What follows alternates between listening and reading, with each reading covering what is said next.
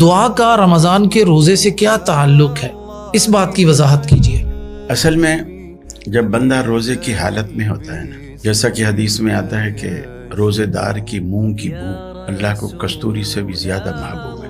حالانکہ نعوذ باللہ کوئی اللہ بے ذوق یا بد ذوق نہیں ہے، ہم سے اعلیٰ ہے، اور مخلوق سے اس کو کیا مثال دینا۔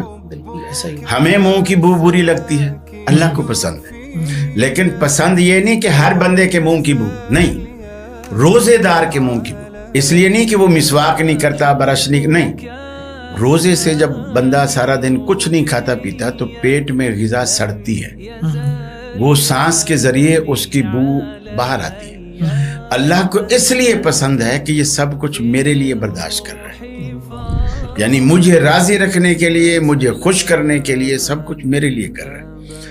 تو جب بندہ اللہ کے لیے کر رہا ہوتا ہے، پھر اللہ کہتا ہے بندہ پھر اب میں بھی تیرا ہوں، مانگ کیا مانگتا ہے، اچھا یہ بات ہے، مانگ کیا مانگتا ہے۔ میں اب تو اپنی محبت سے، اپنے عمل سے، اپنے کردار سے میرے قریب آ گیا ہے، اب میں بھی تیرے قریب ہوں، اب مانگ کیا مانگتا ہے۔